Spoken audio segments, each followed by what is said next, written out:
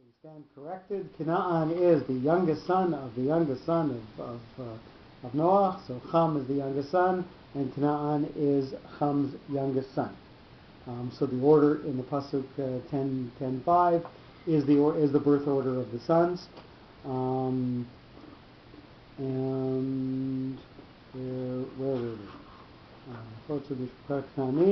Number 7, the Kanaani, whatever was significant for Ham and for the Kanaani was transferred to all of his descendants. The stability that we see in that is that all of the things that they managed to keep from Ham whatever was significant for Ham or for the Kanaani was transferred to all his descendants. I don't know what it really means by whatever was significant. His values, perhaps. But we see that they all, after the Achar Nafotzu, they all separate out afterwards. But something obviously remains with them, and I don't think that's defined here. So when we read this sentence, we're going to notice that the Arvadi and the Tzmari work together as fortifying from one side and the other. The Hamati are going to stand alone as yet another area of fortification. The Achar Nafotzu, they're separating out, is going to be a complete separation from the sort of master plan that they had before. Mishpachot, they're going to specifically going to go into family units or tribal units rather than this entire master clan, if you will. And the Kanaani are going to at least maintain some of Ham's character, and they're going to again stand alone as the inheritor of that. Yet Arvadi, yet Tzmari, yet Hamati, V'achar nafotzu mishpechot haknani. So you'll notice we have very many gradations and separations out when we overemphasize the pauses here. So again, that's teaching us that there is more in this than just a list of names. Could I just ask, in terms of Pasuk in 10:16, 10:17, and 10:18? Mm-hmm. So the Pasuk in 10:16 was not directional, and is that why Dr. Seaman learned similar the Girgashi shall support all his brothers? He wasn't assigned a geographical place. Is it because of the shape of that? It's not because of the shape of Sof Pasuk, but rather because it's got a tipcha before it, which is going to say there's a pause after that, and this word is going to stand alone. This word is a stabilizing force that's sitting all by itself. Next pasuk, 10:17. Yata araki tipcha, pause. Yata sini. The sini are going to have a separate function from what we talked about the other two brothers in the pasuk. 10:18. Mishpachot, the families of everybody's going to be in a clan, and the Kanaani are going to have something that's separate and distinct to themselves. That everybody else doesn't necessarily have. So it's the pause after the tipcha, followed by the stability of a sof pasuk that makes each of these as a standalone unit that's doing a different function necessarily than everybody else. And that makes a lot of sense. But how do we derive exactly what that function is? That the Girgashi live almost like Levim among his brothers, whereas the Sini penetrate south, and the Knani is, they were talking about transmission. So the notes are defining that they all have a unique and separate role. Right. But they're not defining what that role is. So we have to perhaps find that role within the definition of the name. Oh, I see. So Sini, we know that Sinai and Sini, we know where that is.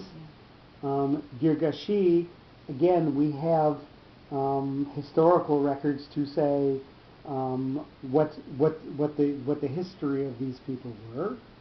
And the Kanaani, we certainly have a lot of Torah references that tell us the character of Kanaani, and that they had violent tendencies to them, and they had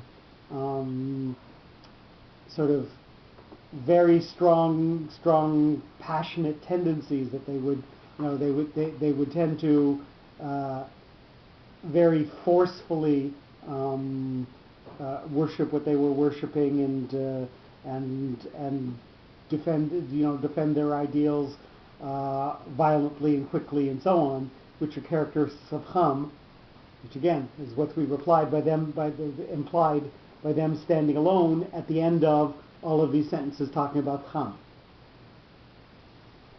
So I think it's a combination of the way that the notes separate all of these three out and give them a unique role, and then their names perhaps defining the role. With the Knaani, it is the fact that that's positioned at the end of when we're talking about all the sons of Ham standing out as the inheritors of the most strong inheritors of the characteristics of Ham. I'm not sure if there isn't any more depth to it, but I think that certainly adequately explains it. Mm-hmm. The word Kanaan in its root, Nun refers to something in motion. Mm-hmm. Wandering or in motion, yeah. So interestingly, hikana is like submission, which That's is the opposite. Hey, no? The different root. Yeah, it's with a hey, not with an I. Mm-hmm. At the end of the word is a hey, not an I. Mm-hmm. Okay, I think we can go on. V'ata arvadi, v'ata tzmari, v'ata chamati, v'achar nafotzu, mishpechot, haknani. 10:19. We're on page 113. Vayihi. Gershayim. So this is a two-part note. It might be a little bit hard for you to see. It is, at least mine, it's a little hard to see the difference. Like a quotation mark.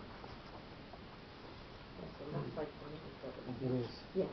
Two backwards facing chaz right next to each other. So this is going to separate out the word. It's going to emphasize the word. It's going to make this something that has some importance to it. And it was, number one, violence, atrocities, and immorality of the Canaanites accompanied them to the lands of their. And I'm sorry, they're both backwards facing, so it is going to tie us backwards to what's happened before. Violence, atrocities, and immorality of the Canaanites accompanied them to the lands of their possessions, and it was for them a typical feature, as referred backwards by the bipartite directional shape of the reading mark. It's two parts, and it's referring backwards, so it's going to talk about the Canaanim, and the fact that both the place that they were in and the way that they acted was defined by their connection to Ham. All of the things that Ham would do, Canaan had, and this is focusing back on Canaan, who we just in the end of the last sentence said is inheriting the characteristics of Ham. Gevul, this is a mapach, again, which is going to gather the concept from before and narrow it into a more focused point coming afterwards. A border, number 2. Those conditions and circumstances were delineated by a border of their presence within their occupancies, as indicated by the shape of the reading mark. So they are going to take their characteristics, and it's going to narrow the spot where they can inhabit because of their tendencies and the way that they're going to interact with those around them. Hakna'ani with a pashta, so this is going to emphasize the word and be slightly forward-looking of the Canaanite, number 3. Meanwhile, the tribes of the Canaanite extended their domain by threat and violence, as shown by the directional shape of the reading mark. So they're going to push forward beyond where they had originally started, and that's implied by a note that is above and looking forward. Meet Sidon with a katon, so this is a 2-part note from Sidon. It's going to have perhaps a higher and a lower idea in it. Starting from Sidon on the sea, a suitable location for a nest to breed varieties of crime and violence, their tendency was expanded to other areas in different forms, as pointed out by the bipartite shape of the reading mark. So they're going to make their empire expand, both in some ways that are good and some ways that are bad. Or they're going to make bigger territory by different concepts.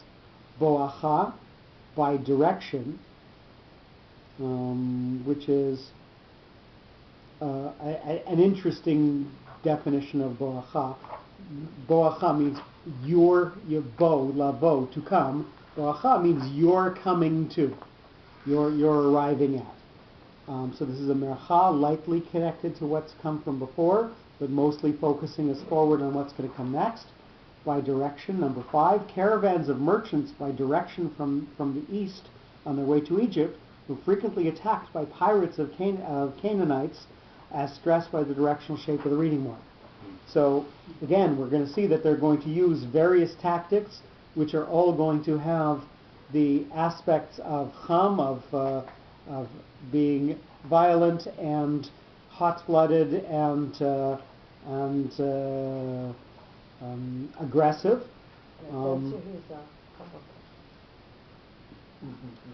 Girara towards Grar. Number 6 with the tipcha. This is going to close the concept and have a pause after it. They were usually robbed on the mountainous way leading towards Grar, which was a convenient stopover for caravans on the prolonged journey, as denoted by the closing shape of the directional reading mark. So, boacha, coming, means that trade is coming that way, and Canaan would do what Canaan would do, be violent and try to rob them. And we have the location towards Grar, which tells us geographically where they would often do this, separated out from Ad Aza with the etnachta, with the stabilizing and perhaps slightly elevating concept implied by the note. Number 7, if for some reason a previous burglary was avoided, an organized banditry was feared while going till Aza, from where a continuation of the voyage by sea could be undertaken, as suggested by the stabilizing shape of the reading mark. So if you managed to make it to Aza, you were home free because you could get on a boat. So it had stability because you could get on a boat, you could leave, you couldn't come back. I guess they would go by Jaffa at that point. So I guess the port of Jaffa wasn't opened up at that point. Understood, but at this point, it seems that Aza perceived Jaffa. So caravan routes. If you're going through Grar, right, you're going to Sidon, and you go along the edge of the Mediterranean, you're going to pass by Jaffa. But caravan routes usually didn't go along the Mediterranean. They usually went down the middle of the country. So to get to Jaffa, you would have to also make a detour there, and I'm not sure time-wise how safe that detour was. Right. Okay, fair enough.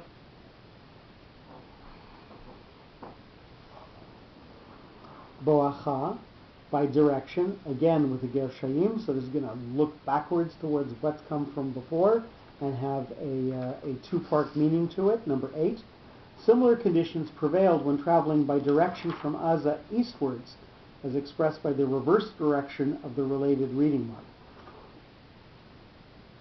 So if you were coming the other way from Aza and going backwards with your caravan after you had sold your goods and you're bringing your stuff from the other trading place back, the question is why this has doubleness to it. And he doesn't define that for us, but we'll keep on reading and see if we get some more definition. Sodoma, towards Stom. So this is a darga, and we define darga as a downwards note that tells us that something is going to lower itself to a lower level. It is a connecting note. It goes from there to what's going to go after it. Number 9, towards Stom. Frequently after arriving in Aza, some travelers experienced episodes of violence and brutality as an introduction in advance towards Stom, where activities of the Canaanites were applied in famous manners, as specified by the shape of the reading mark. So we're saying the depravity that we'd seen elsewhere keeps on going, and the brutality and the violence keeps on going down to even lower levels of social interaction, which you get as you're going towards Stom. Va'amora, with the Tavir. Tavir is a note that has a sheltered dot within it, so we look for some element of shelter there, and it has a slight pause afterwards. The concepts of Stom were adopted elsewhere, and Amora became famous due to the Canaanites who lived there, as illustrated by the shape of the reading mark. So, by emulating the model of Stom and perhaps becoming an epitome of what that was, they acquire some fame, some notoriety, and that gives them that idea of stability, in that people at least know about it. Ve'adma, with a mercha, so this is likely connected to what's come from before, but mostly pushing us forward into what's going to go afterwards. Neighboring cities were influenced in a similar way, and Adma, so again, mercha, lightly connected, so it's influenced in a similar way, became known from the pattern which Stom applied as conveyed by the directional shape of the reading mark. So it's going to likely be connected to Stom, so it's going to have that same idea of lack of morality, and it's going to also be connected to Utzvoyim with a tipcha, so this is going to close the concept and have a slight pause after it. This system had spread, and Tzvoyim, which received directions and instructions from the lead of Stom and Amorah, entered the quote-unquote syndicate, Latin sina cura, no concern. They didn't care. Syndicate comes from the fact of they weren't worried about associating themselves with all the immorality that was around them, as demonstrated by the closing shape of the directional reading mark. So they're going to, again, attach themselves to that philosophy, and then separate it out from that with a sof pasuk and a pause after tzvoyim, a pause after the tipcha, ad lasha, till lesha. Those rules were accepted and applied all over the countries of the Knaani till Lasha, which was the border town. So he is perhaps stating that this city didn't have as direct a connection to everything else that was happening because it is a border town. I think that really tongue in cheek, because syndicate and syndicure are two different languages. They don't mean the same thing. Syn means a combining thing, which is means Greek. without. Yeah, Greek. Yeah. I think it's like a bit of a pun. And we have a note: the localization of Lasha cannot be accurately established, It was probably in the vicinity of the Dead Sea.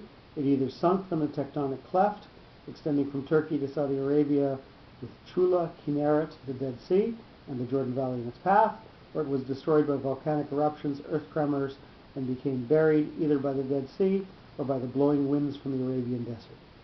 So no historic archaeologic location of the city of Lasha. And just to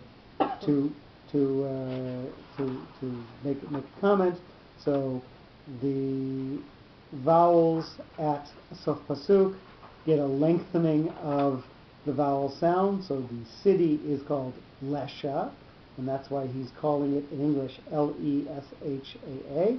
But when you read the Hebrew, we get that long vowel sound with the Sof Pasuk, and we see it's Ad Lasha, not Lesha. But the name of the city is in fact Lesha, just the grammar of Sof Pasuk changes the vowelization. So when we read through the Pasuk, we're going to notice that Vayehi, that first word, is going to stand out by itself. So it's going to tie us to the previous idea that we're talking about Canaan and the concepts that Chet passes down. From Sidon is going to have a pause after it. Gerara is going to have a pause after it. Aza is going to be separated out. Boacha is going to look backwards and pause after it. Stoma and Amora is going to have this downward trend and then a pause. Adma and Tzvayim attached to that, and Lasha separate from that yet again. Vayehi Givul Haknani Mitzidon Boacha Gerara Ad Aza Boacha Sidoma Va'amora Yadma Utzvoyim Ad Lasha.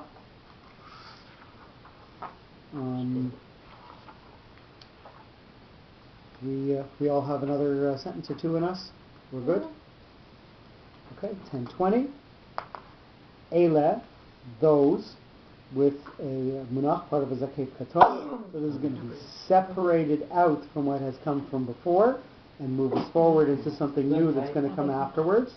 Okay. Those, number one, those that were mentioned previously by various names spread over many localities and had a similar mentality in spite of their diversity of customs, rituals, and laws, as indicated by the shape of the reading mark. So even though they are separated out and different, they are going to have similarities to themselves as well. V'nei cham, with a katon, so this is going to be a two-part note. It's going to tell us that there are two things about them at least. What was common to all of them was their origin, being sons of Ham, and grew up by the same principles, with only slight variations, as pointed out by the bipartite shape of the reading mark. So even though they had the same origins, they are going to slightly differentiate. So that's why we have a two-part note here. Lemishpechotam tipcha. This is going to focus us backwards on what we've said before, and then pause slightly afterwards. The characteristics they inherited from their tribal ancestor were also maintained for their families to behave likewise, as referred backwards by the directional shape of the directional reading mark. So again, we're going to say that the families are all influenced by characteristics of Ham, even if after Ham passes away, they start to separate out. They still have at least some tendencies that they derive from the way that Ham was defined as being.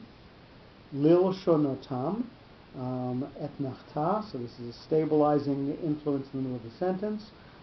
For their languages, number 4. Common linguistic forms were utilized by various clans of the same descendant for their languages, with specific modification of accents as expressed by the stabilizing shape of the reading mark. So they do have the stability of being able to to be in communication with each other, because again they're having similar linguistic patterns and styles. Even if the languages are not 100% the same, they are able to communicate easily with each other. And that gives them stability and perhaps some unity of focus. Be'artzotam, tipcha, looking backwards towards what's come from before and being separated out from what's going to go afterwards.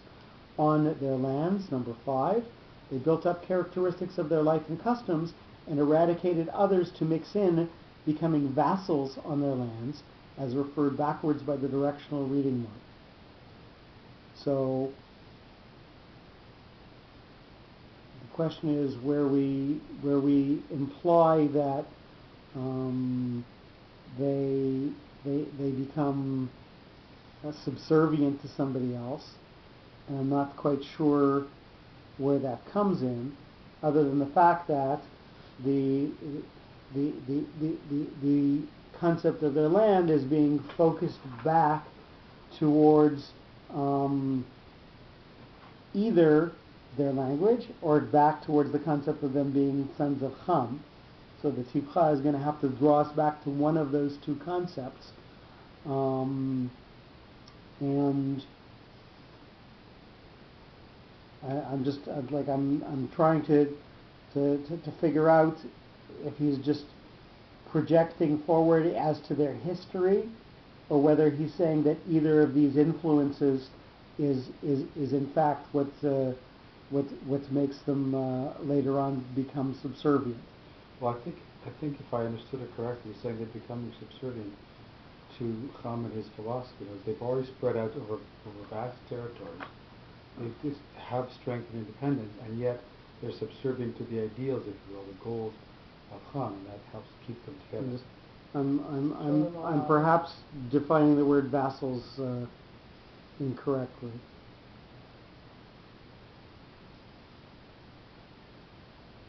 Because I always define that as somebody who has somebody else as a master, basically. But I just don't see that concept having been introduced anywhere up until now, and I don't see where it comes in now. I think perhaps rather given that it's Artzotam, that it's their land, they're sort of the master of that. But this is the point, so they are subservient, though they are masters of the land, they are subservient to the goals and direction of Ham. So I think, and it's coming back to Eli B'nei Ham, not Milshonotam. Even though it's their land, like they're in the service of the grand plan. Yeah, their philosophical bent is being subservient to the concepts of Ham. Stone and all that stuff, and all the bad things that they... And so the tipcha has a pause after it. So begoyehem, the last word with the sof pasuk, stands alone. By their nations, number 6. By their nations presented local varieties within a unity of basic principles originating from Ham. So again, even though they have some individuation, they are all really morally influenced by the principles that Ham introduced for them. So as we read the sentence, we're going to notice that Eli B'nei Ham stands alone, and each of the steps of differentiation afterwards, to their families, to their languages, to their lands, to their nations, each of those is going to have a pause after it. So every division that they have is going to stand out, but it's going to be influenced by that beginning first thing, Eli B'nei Ham. Eli B'nei Ham, Lemishpechotam, Lilshonotam, Be'artzotam, Begoyehem. 10:21. With a shame.